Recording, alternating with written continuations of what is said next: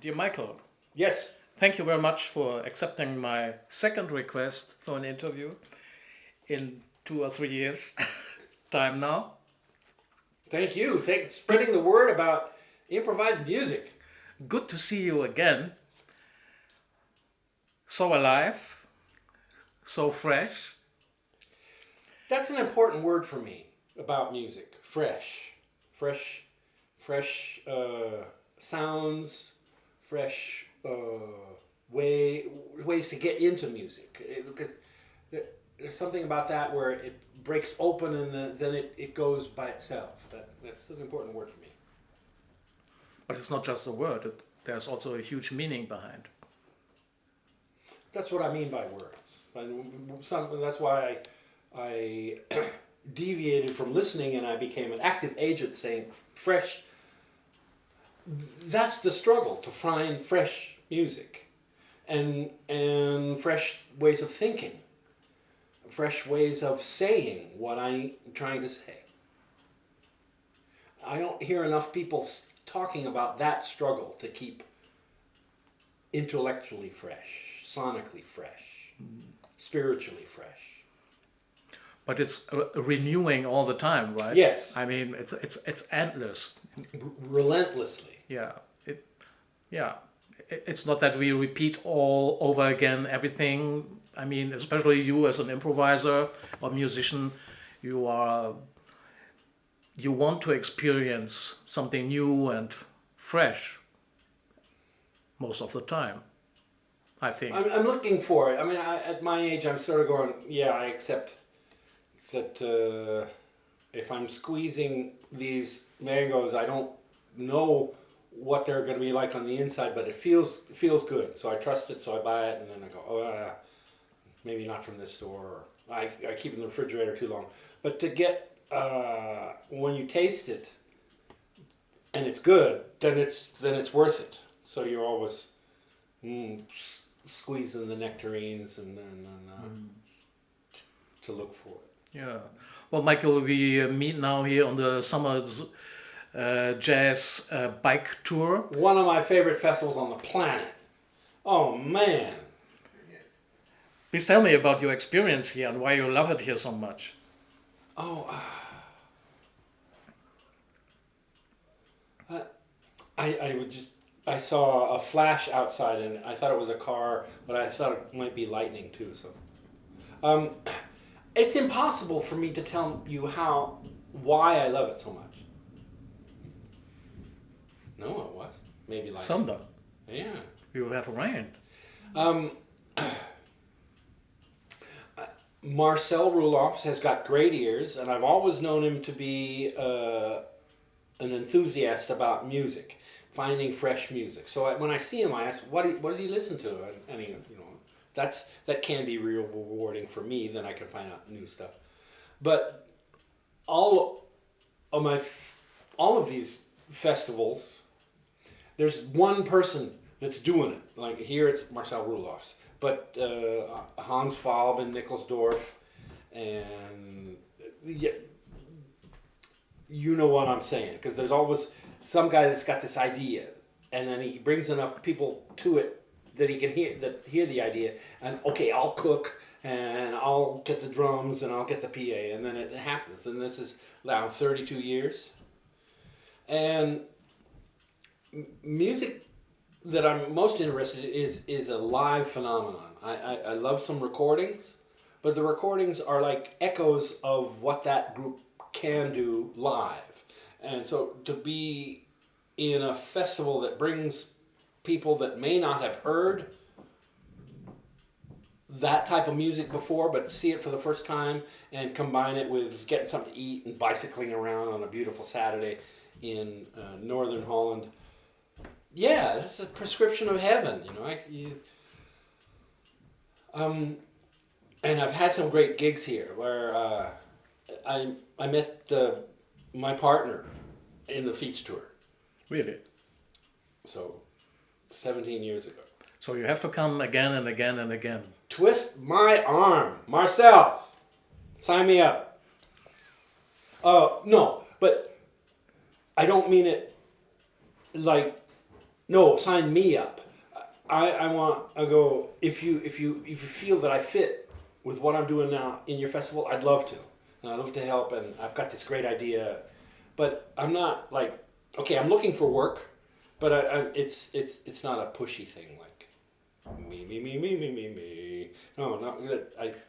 I've been in New York for the last 2 years, and I'm trying to do that a bit more, like to say, hey, can you put me on the guest list, and that sort of stuff. But also to manufacture in my head, oh, that would be a nice combination, and oh, how do I get that to happen? We could play this thing. Okay, yeah, I'll call them up.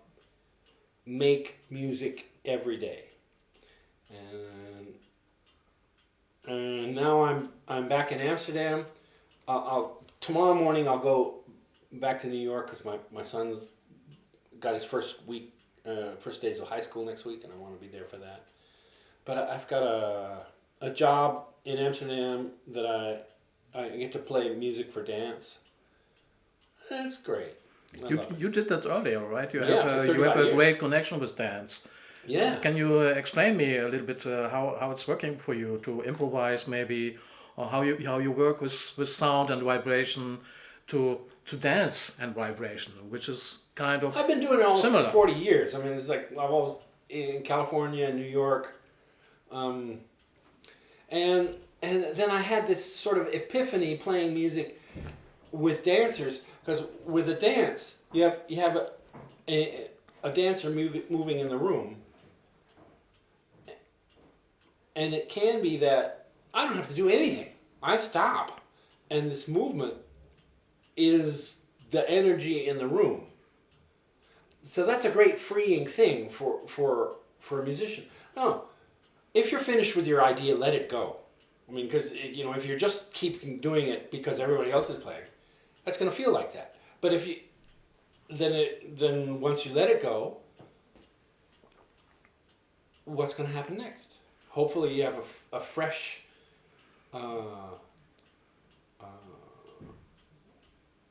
Escalator to where you're going next, and you can pick up a thread and contribute.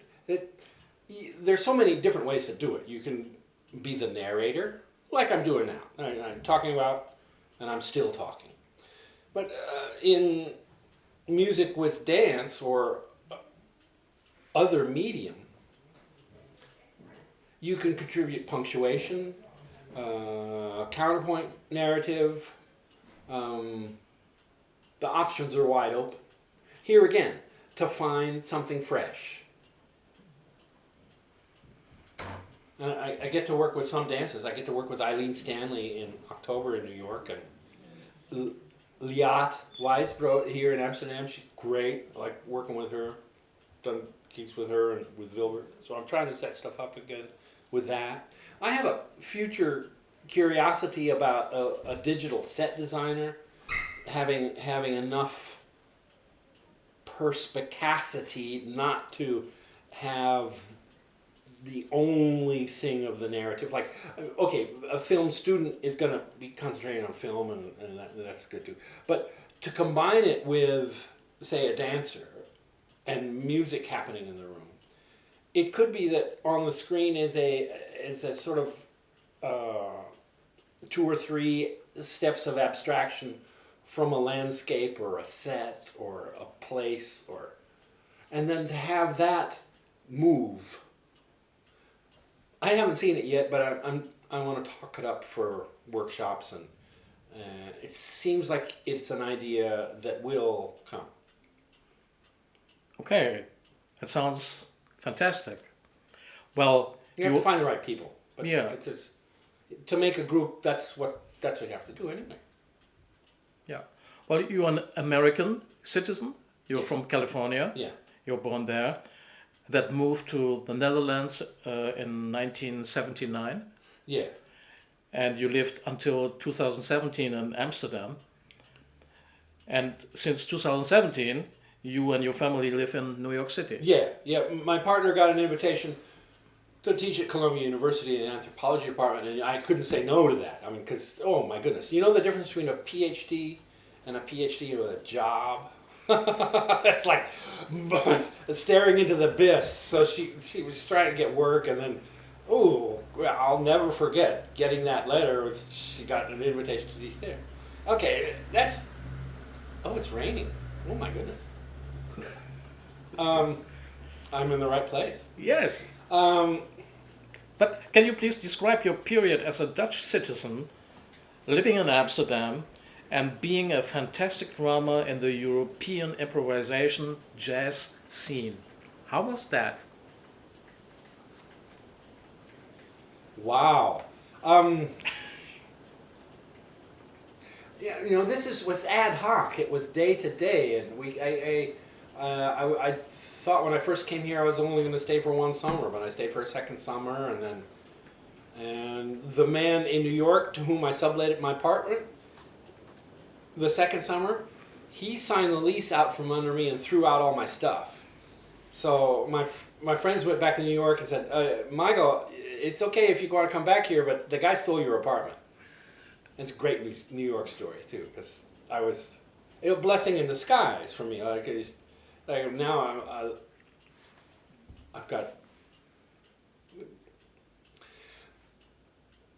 I stayed in Amsterdam, and it took a while to get myself there. Housing in Amsterdam is still is terrible and expensive now, but it was still terrible then, but less expensive. But I got it, and then I hooked up, and I started to think, wow, I could just do music. I don't have to go to school and learn some way to make money, and no, I just play music, and there's some great musicians, and oh my goodness, what Misha Mengelberg and Bennink were doing in the 80s, Tristan Honsinger and Sean Bergen, my goodness, I got Mathilde Santing saw me play on the street with Michael Moore and Available Jelly, and he said, I want you in my band. So I was doing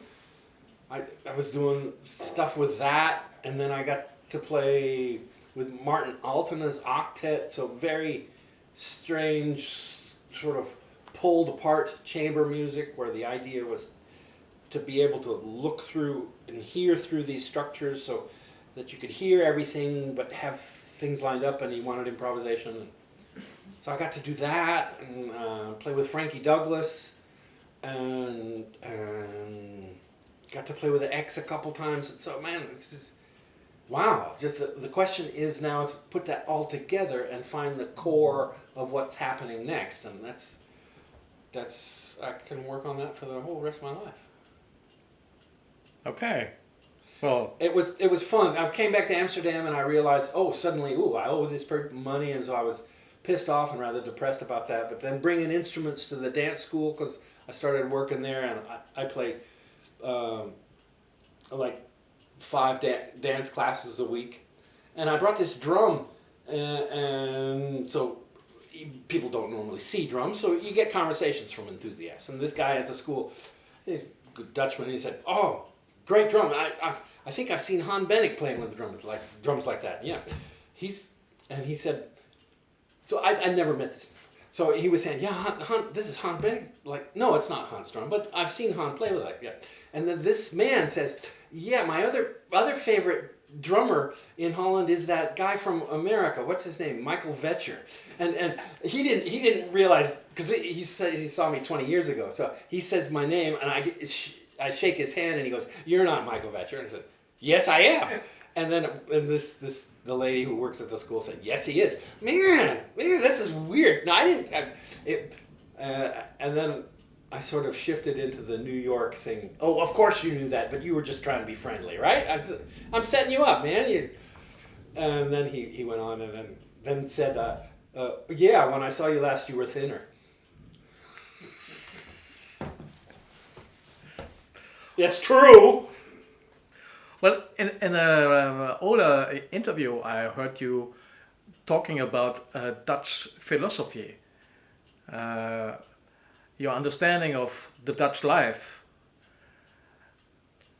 and that you became somehow Dutch in these 37 years. I lived longer in Holland than I've lived in the States. So, how did that change you?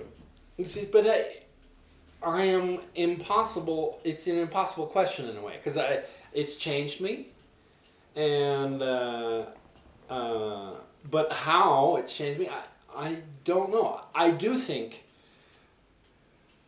that everybody should have a right to health care. Without, if you're sick and you go to a hospital, they say, well, how are you going to pay for this? That shouldn't be the first question. But in New York, you're on the street and there might be someone lying down there on the street. It's a long way down. And in Holland, it's not like it was, but there's an other sensibility that. Can you describe that a bit? Now, this is the great question of the age. Socialism, capitalism. What's next? We have to work together. The planet is not an infinite resource. The air is not the infinite resource. The water is not. We have to work together. And I am not a political philosopher. Everybody, though, thinks about these questions. But I am hesitant to launch a distillation of how these questions will be answered. It's a serious question, and now that we're here, I have to state that in the end of this century, 2070, the planet will reach carrying capacity. And eventually, the population will flatten out. Once that happens, that'll happen one time in human history. I don't think I'm going to see it because it's a little. The growth curve comparatively from grandparents to parents has me set up to be 90. So I don't think I'm going to make 120. But my kids will see that, and there are brighter minds than my own that project that maybe other philosophical turning points happen then too, where the capitalist opportunist is not the hero anymore. The hero is the nurturer, social infrastructure builder.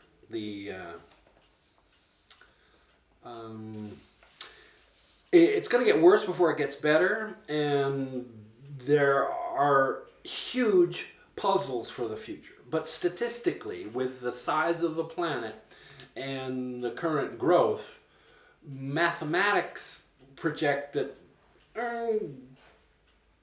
2070, plus or minus 10, these things are going to happen. What's going to happen after that? Naturally, from my standpoint, the more people who work with their ears, who listen, who practice listening, these people are going to be at an advantage because they can hear others and work with others. The isolationist has less chance in a fuller world. Social contacts, social norms, and the jubilation of being in other cultures and being with other cultures. There's no substantiation, but I think with this platform I can ask the viewer questions like that, and what do they think about that, or might lead to other fresh thoughts about the future. Yeah. Well, let's come back a little bit to your profession as a drummer and improviser. You are involved as a sound engine and rhythm in dance classes, and you have to be open for space and movement in a very special way. We talked about that, gaining fresh visions and ways somehow. Can you please explain your understanding of vibrations and sounds in space and how you understand dance? Here again, it's not about understanding, but it's about working with, about the trust developed with the others, and then having a room feel that moves forward.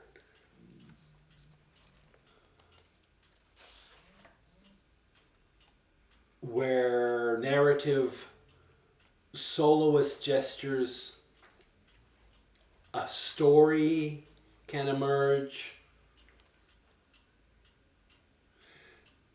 I'm a musician, right? And so I think about people and social hierarchies as musicians. So I can value a soloist, but I also want that person to have in their character an ability to be an ensemble player, not only a soloist. And that I've been in places, for me, and it's impossible to generalize, but I'm speculating that it might be true on a greater statistical level in certain cities. And I'll mention Miami. Like, I had a great time I was there, but I was really surprised how many people who came up to talk to the musicians were soloists in their own right and had stuff to talk about from them. I hope this exclamation about this makes sense to you, because a soloist as somebody moving forward their own narration. Now, I'm the soloist now, right? But that you can't see that there's some other people in the room, and so I'm also getting eye contact with them, and they're also listening and helping me evolve an ensemble with the 4 people now in this room of how we're moving about ideas. And so I can see from their attention that they're also with me in this idea and sort of helping me move the idea forward. The word understanding doesn't fit for me about the phenomenon of performance. The word understanding is so finite, and so when we're talking about everything that's going on here, certainly my history of freeing myself from my father's disinclination to be a musician, because he went through World War II and he got out of that, and he became a doctor, something very linearly useful to people, and he didn't understand the music thing. He eventually it got to him, but here's that word again, understand.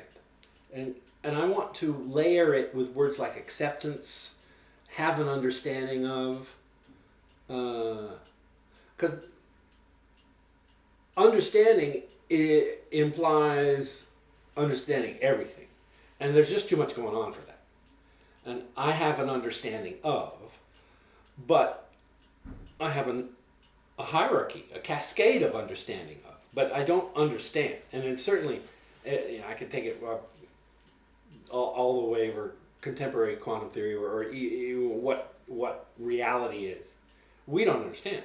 We don't even understand what gravity is. I mean, we accept that it works, and we're moving closer to it. But understand, enjoy, speculative conversations about that. I loved all that stuff, and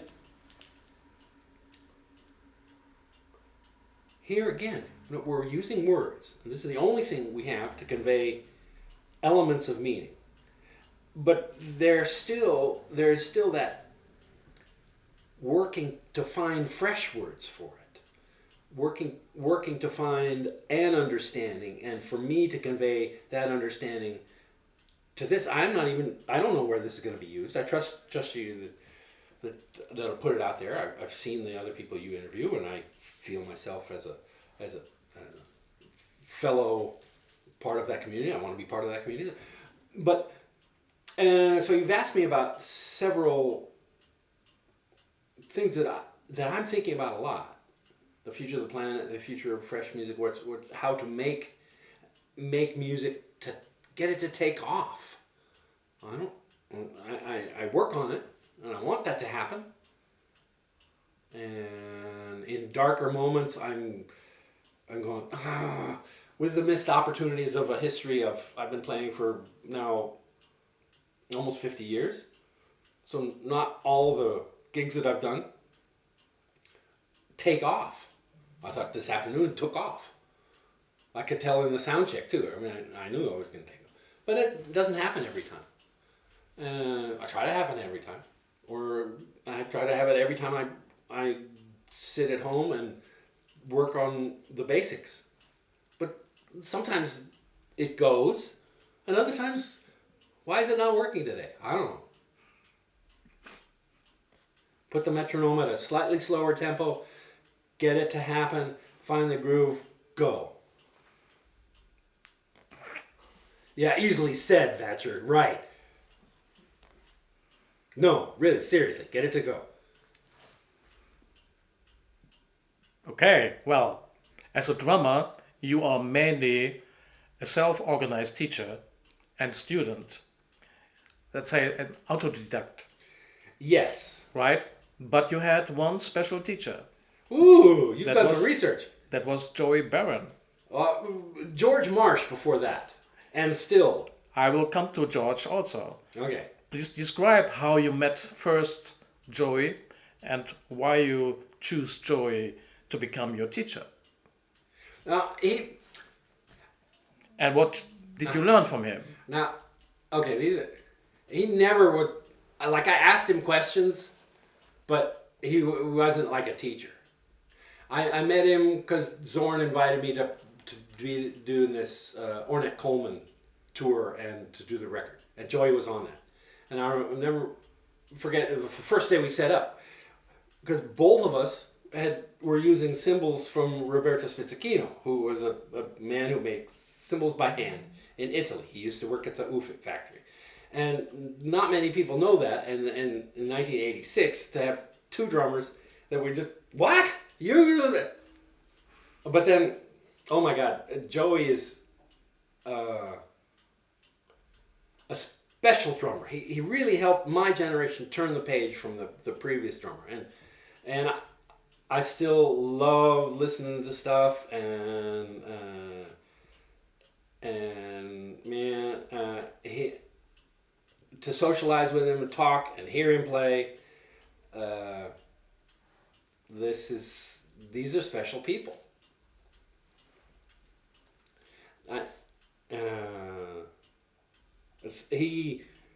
Somebody needed a drummer, and Joey recently said that person to call me, and Joey gave him my contacts. I can't do the gig, but I was honored that Joey. And once out of the blue, he calls me up like, Vatcher, I did this gig, and I was playing the ride cymbal. I was getting everything to happen off the ride cymbal, and it was going, it was working. I'm going, wow, cool. And he's with a handful of musicians that really turned the page for my generation. Bill Frisell, Zorn, Joey. And these people deserve to be thanked, because it's very hard what they did. And they're still working on the stuff, and I just hope that Joey gets all the invitations that he can use. But is there something specific you learned from him?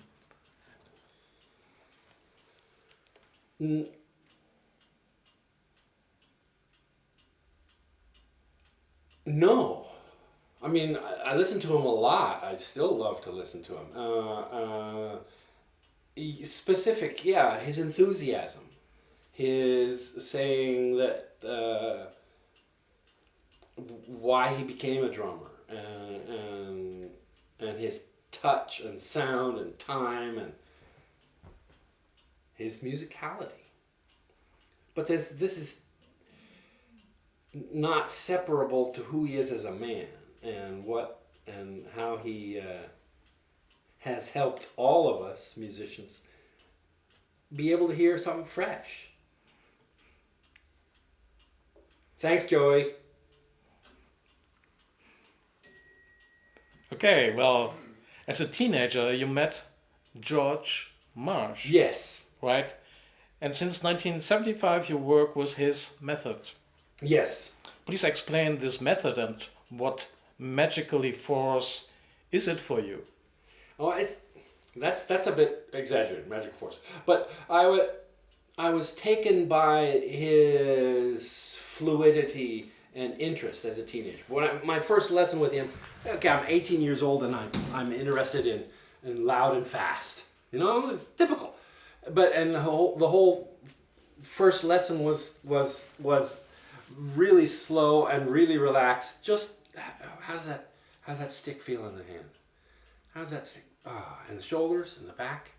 And then he wrote this book called Inner Drumming, which I've been working on, and now I work on that every day. That's the core of the independence and melodic studies that I love. There are many other ways to study the drums, but this sort of creeped into mine. And then George has all these other enthusiasms also where, try this. And I was honored that he asked me to put a blurb in his book, and I stand by that blurb. He reissued the book, Inner Drumming, and I have a friend who's also a drummer, and his brother is a mathematician, and he said, I found some others. What they are schematics of how to use four limbs. They're all 12-note sort of arrangements of how to move around with four limbs. And when I was a teenager in Northern California, where I lived in Humboldt County, Eureka, California, I looked around for local drummers and I took some lessons, and that was cool. And then I was thinking, maybe it's like a 5-hour drive then to go down to San Francisco, and there's the Oakland scene. Chuck Brown had a teaching school, and Dave Garibaldi, the drummer from Tower Power, and Mike Clark, and Terry Bozzio had come out of that Oakland school. But it was a little. It didn't have the fluidity that I felt with George's work, and so I went to George, and then he talked about tap dancing, and I was doing that for a while, and every physical discipline has a hierarchy of nuts and bolts studies, where just the basic of the instrument, how you hold the stick, how you sit, how to relax, how to get sounds out of the instruments. There are technical studies to work on every day. And as George was the one that I hit on and that I love. It's not to say that it's any better, but I really love it and I like teaching it. I don't have it with you, so I can't show it, but if I get a place to sit on the subway, I can put a metronome in my ear and sit down, and if I'm not disturbing anybody.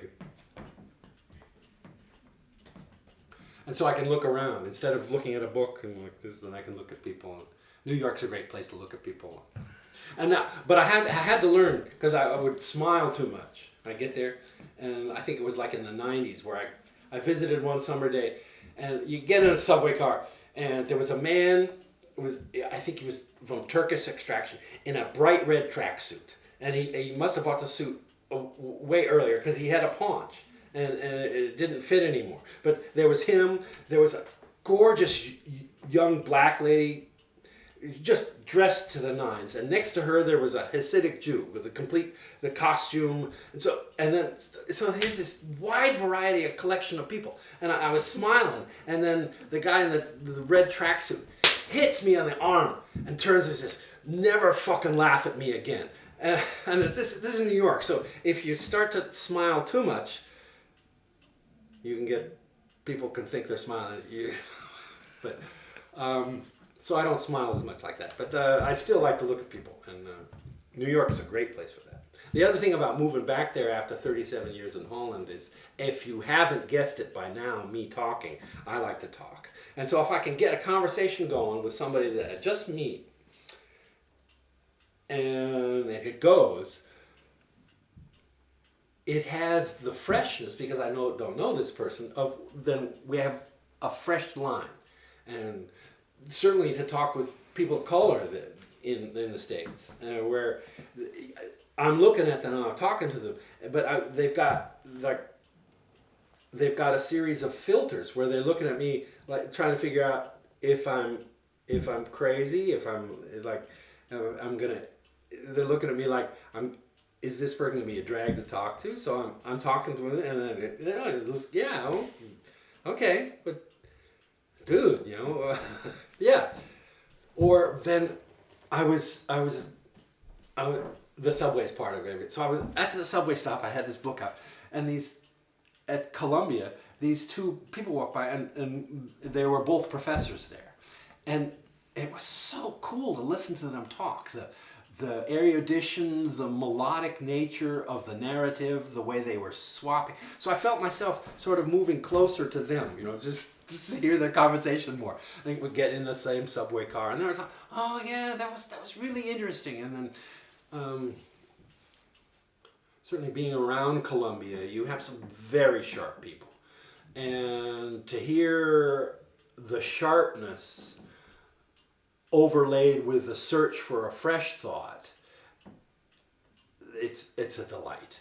And then I'm a big fan of the New York Review of Books, and I'll be reading it, and then I read like, oh, this guy teaches at Columbia. So I just go on.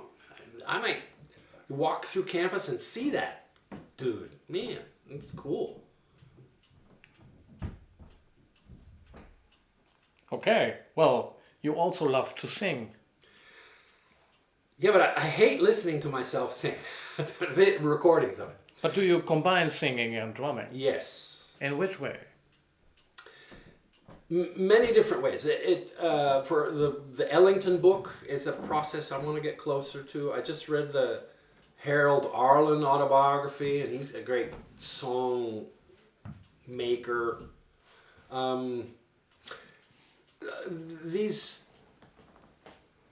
If the songs have word, that's the story, that's the thing. And so to listen to it and to be able to sing it, I'm getting closer to that song.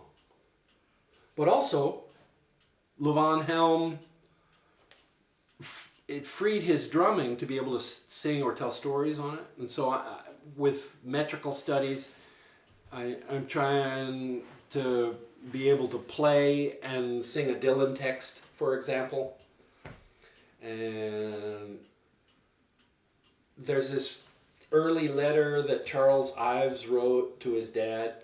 His dad was also an organist, and Charles was wildly enthusiastic about having one rhythm with the feet and one rhythm with his hands, and then one other rhythm singing. And I never forgot that. And certainly growing up playing, we can get a vibe playing this way, but then I could sing a James Brown tune or a Dylan tune or an Ellington tune, and suddenly the atmosphere is really changed. So it has a way of bumping open certain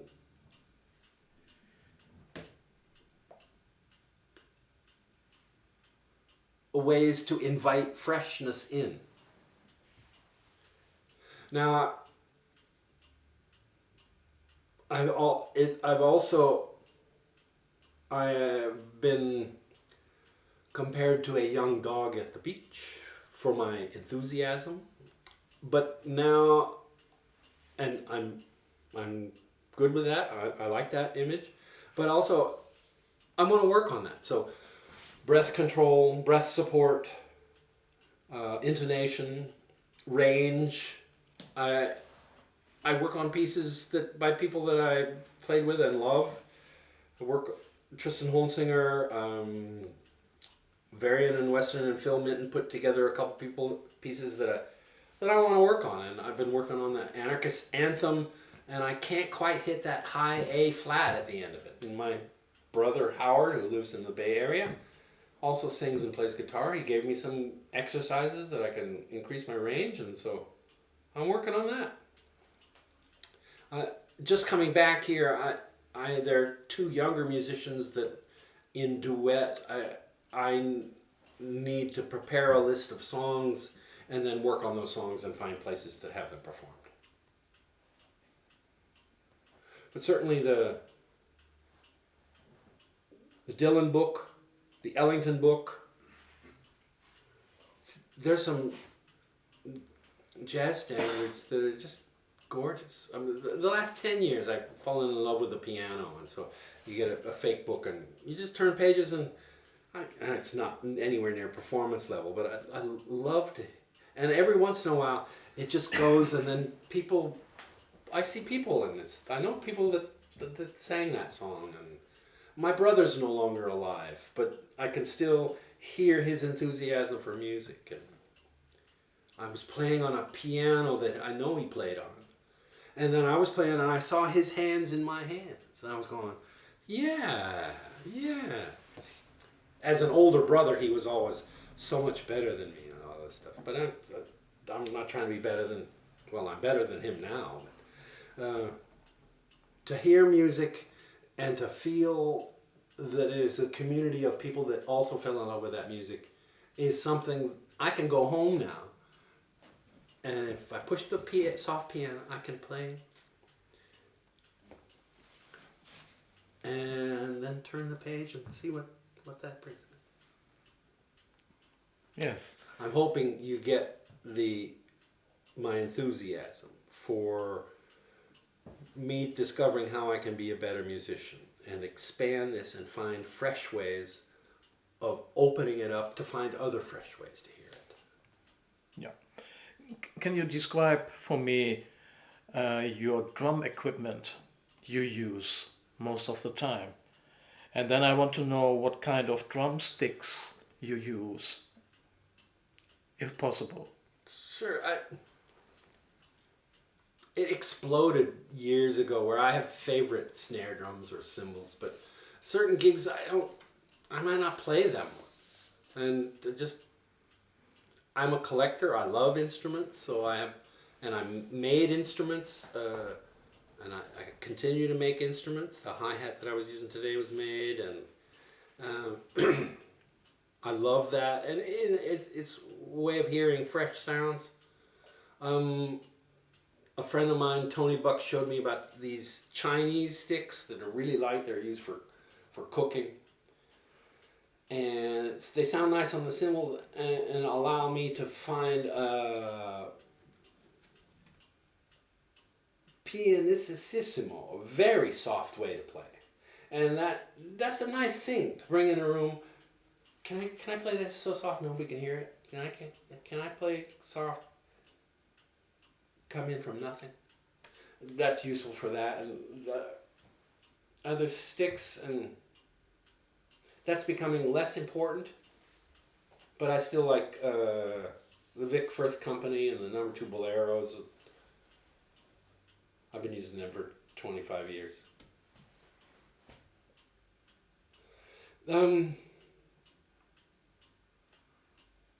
Real skin bass drums with rope tuning.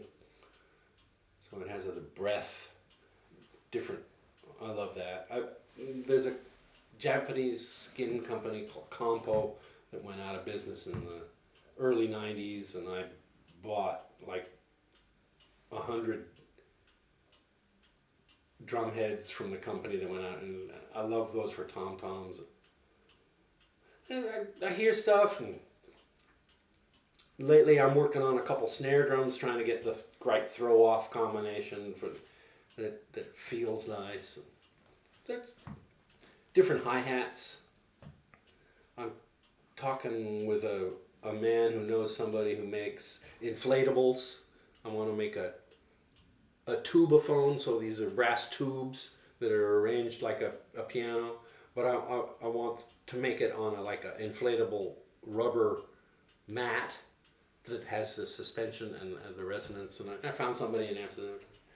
In New York, I didn't have my connection with a metal shop, but here in Amsterdam, I know a bunch of hardware stores that are really fun to go to and that don't make fun of my Dutch.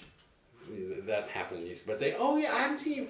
And then there's Egon Schrama, who's got a big metal and woodworking factory, but he likes to make art, and so he says, yeah, sure, come on down. I get to use his equipment to make things. I have an idea, what would that sound like? Wouldn't that be cool? But still, at my age, I want not to, in 10 seconds, my head can say, well, what would a banjo version of a hockeyboard be? And could that be titanium or carbon composite frame built on sailcloth? Sure. 20 seconds in my head, but it'd take hours, tens of hours, hundreds of hours to make this, and I'd rather be practicing. So I've got a hockeyboard that I really like the way it sounds, and just play it. Yeah. Well, you're a musician, first of all, so you work with sounds. And on this planet, I have the idea that music is increasing. There's music everywhere. I hope so. Really. It's unbelievable. So what do you think is music, and why do people love music so much? Whoa. I don't think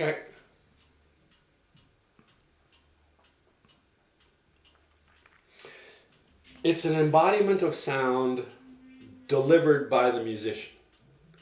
So in living and looking for fresh music and hearing people that are finding it for me, it gives me a buzz, an energy, an enthusiasm where, oh my God, I feel part of that.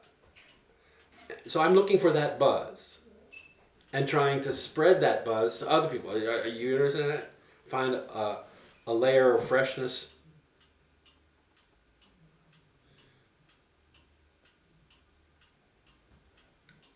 New York has a layer of virtuosity. There's Tyson Sorey, Ches Smith, or these are virtuoso.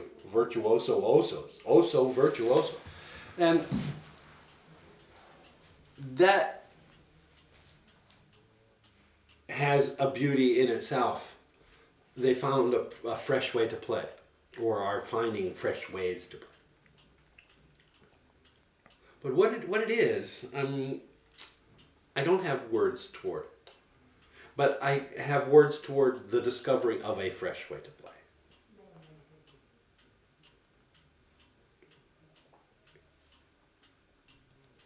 And finding that and putting it on and going, ooh, Jim Black is really into him, and Tyson Sorey. The list is huge. Craig Taborn's groups and solo playing. Wow. And what is beautiful for you? You're asking all these tough, specific questions. Of course. I just ask you these questions.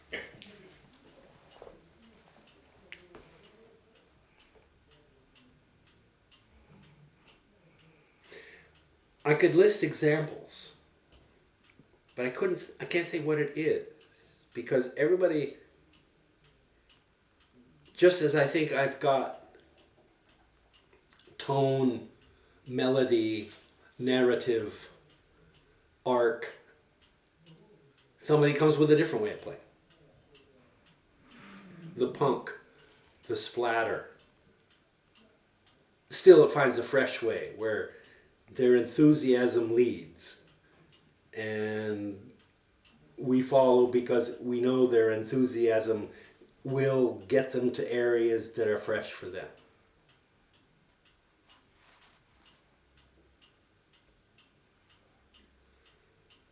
And the struggle to look for beauty in where it's not, or especially to look for humor where it's not. You're on the phone and you've been put in to give answers to a machine, but the machine has a bug in the program, and so every time it gets to the end, they say, no, you didn't give me the right answer, call back later. And so it's like, you laugh, but we all know that after making an expensive long distance call and talking to a robot, and then the robot hangs up, you go, now it's funny now. But that has an element of beauty where a fresh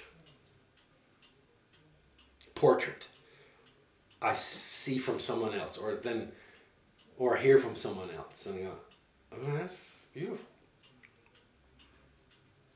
Okay, well, as an improviser, or how can I say, a musician, a drummer, you know to improvise very well. But how do you generate space to do that when you play with others? I mean, to play a solo and to be able to grab that moment to do it then and not the other one. How do you do that? By doing it.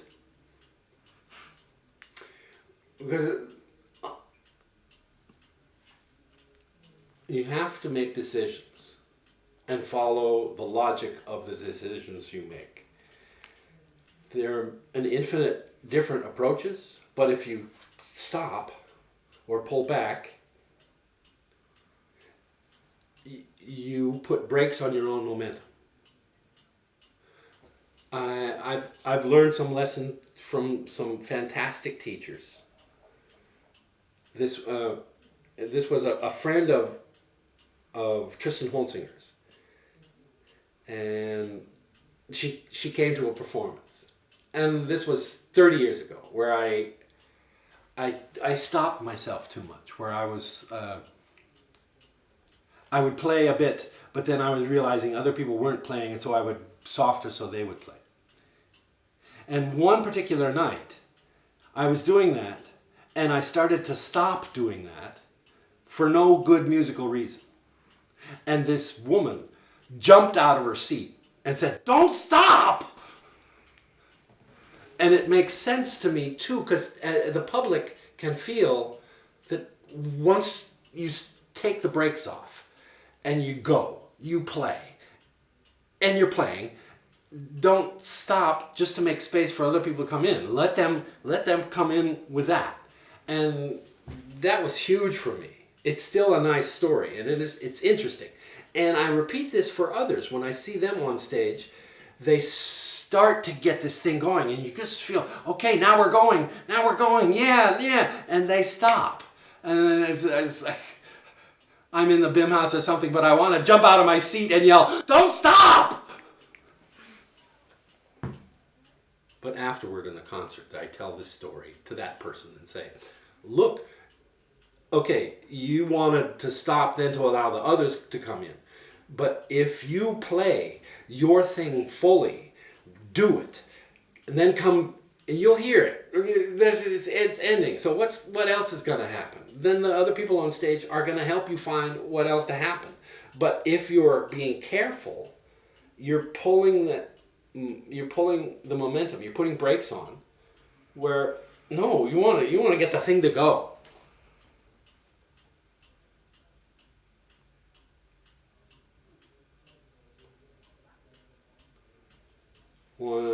I remember Joey in a rehearsal with this, or we were playing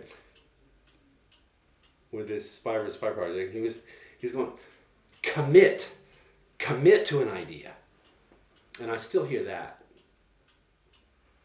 But life's a long collection of memories, and I have Captain Beefheart's voice in my ears. So I was hanging out in Northern California around where he lived, and he's going, free the drummer, and I'm going.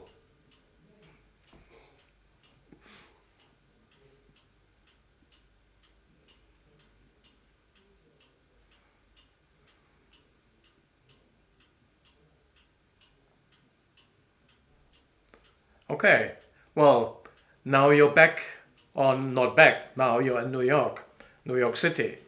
So after many, many years in Amsterdam and living in Europe. If I move back to Amsterdam, Yes. I will move back to Amsterdam, but I'll go to New York for a week and then back, and then I'm trying to organize to see my friends there and to play with them. And Okay.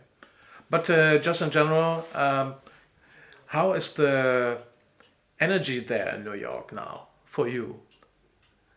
well, I love it and I hate it. I hate seeing people who might be near death lying on the street because they don't have enough money, and it's expensive, and it's desperate, and it's very the angst is palpable on the street. But then there's also musicians that are so good; they're just a delight to hear, and so it's. I try to get the other stuff out of the way and to hear the good stuff. Go see the good stuff. The Metropolitan Museum is like a bicycle ride from my house, and pay a couple bucks and walk around in that and see pieces. That's great. Yeah, I love it and hate it. Okay. Yeah. Then I have another tough question, maybe. How important is silence for you? Not just musically, but also just experiencing that as a human being. Well, the silence again. I mean, there's a clock here. I can hear people in the other room talk. We don't really get silence, but Amsterdam North, as the neighborhood, is really quiet. Yeah, too quiet. No, I practice, and so if it's like 11 o'clock at night, I'm finished, and I go out of my little booth, and then I go, wow, it's so quiet. I hope nobody's being disturbed from my drumming.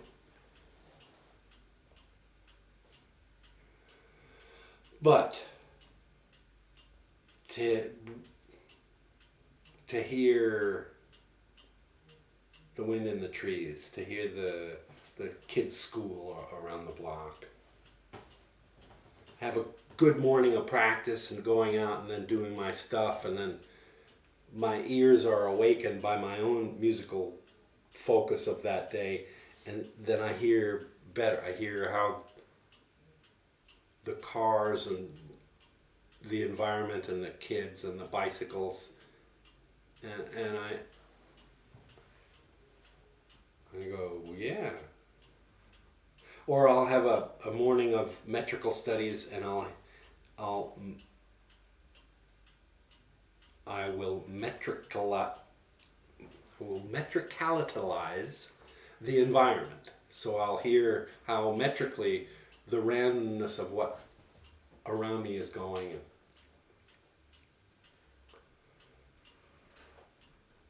Well, you said it earlier, you always want to become better. You want to improve. Yeah. Yeah. Well, that's a lifelong of course situation. So, in general, what advice can you give to young drummers, improvisers?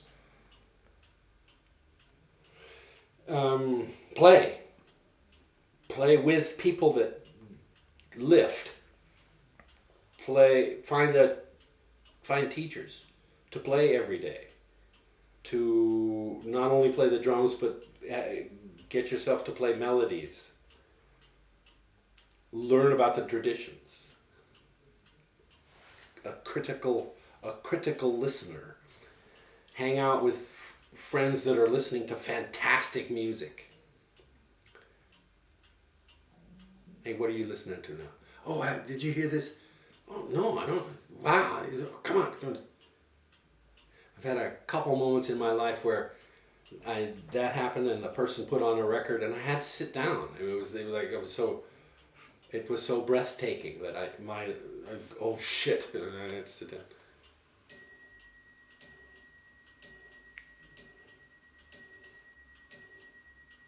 That means my bus is leaving. Mine too. Okay. Thank you very much, Michael. Good night. Good night. And best luck for everything. Yeah, you too.